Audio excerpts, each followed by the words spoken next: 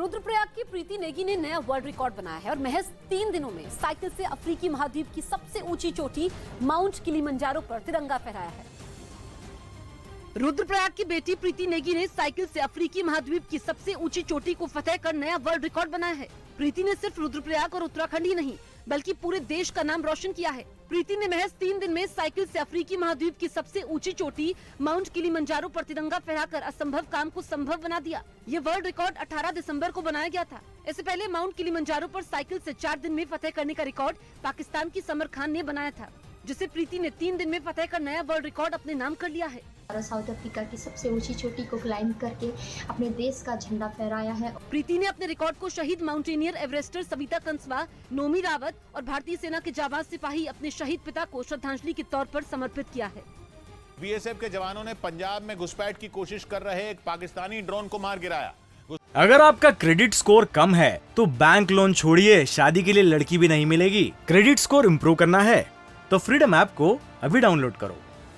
घुसपैठ की ये कोशिश अंतर्राष्ट्रीय सीमा के पास तरन तारण जिले के फिरोजपुर सेक्टर में की गई, लेकिन बीएसएफ की मुस्तैदी की वजह से घुसपैठ की कोशिश नाकाम हो गई। रात के वक्त जवानों ने पाकिस्तान की ओर से आ रहे ड्रोन पर फायरिंग कर उसे गिरा दिया। इसके बाद पूरे इलाके में सर्च ऑपरेशन भी चलाया गया। उधर बाल्टिक देश लिथुआनिया ऐसा पहला देश बनने जा रहा है जो अमेरिकी स्विच ब्लेड ड्रोन खरीदेगा। वहां के रक्षा मंत्री ने ऐलान किया कि इसके लिए जल्द ही एक बड़ी डील होगी।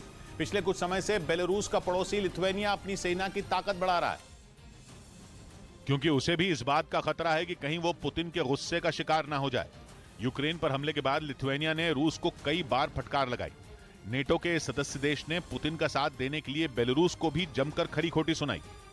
उसने पश्चिमी देशों से ये तक अपील की थी कि रूस से ज्यादा बेलारूस पर लगाम लगाने की जरूरत है, क्योंकि उसे इस बात का डर सता रहा है कि देर सवेर रूस उसे निशाना बना सकता है, जिसका मुकाबला करने के लिए लिथुआनिया ने अपनी ताकत बढ़ानी शुरू कर दी।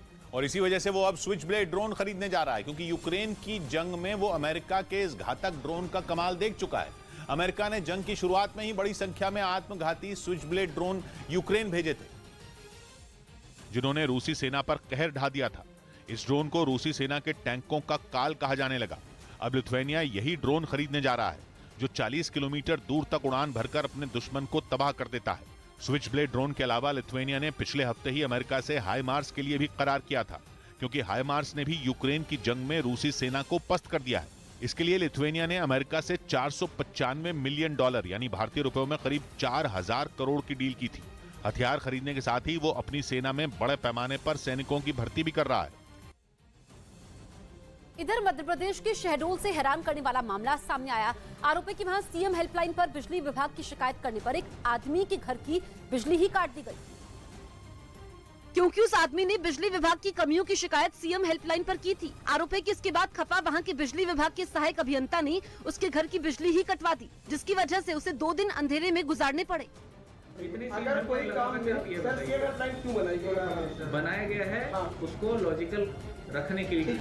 जिस आदमी की यहाँ की बिजली काटी गई, उसका आरोप है कि उसके पड़ोसी को बिजली विभाग ने बिना सही डॉक्यूमेंट्स के बिजली कनेक्शन दिया था, लेकिन जब इसकी शिकायत उसने सीएम हेल्पलाइन पर की तो उसके ही घर की बिजली काट दी गई। हालांकि बाद में जब उसने अपनी शिकायत वापस ली, तब जाकर उनका बिजली कनेक्शन जोड़ा गया।